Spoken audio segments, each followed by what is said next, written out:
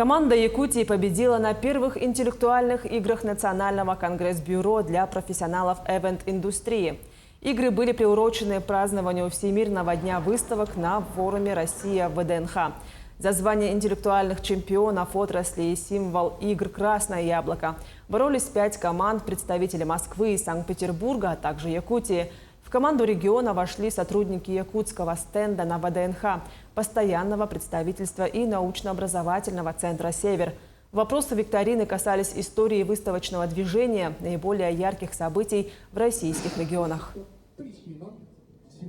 Мы действительно заняли первое место, а само мероприятие было посвящено выставочной деятельности и различным выставкам, которые происходили на протяжении всей истории человечества. Мы бы могли и организовать подобного рода мероприятия сами, тоже выбрав ту тематику, которая актуальна. Например, учитывая то, что сейчас в ближайшие дни у нас будет праздноваться национальный праздник ЭСЭХ, мы бы могли сделать такую викторину, например, по этому празднику, по ЭСЭХ.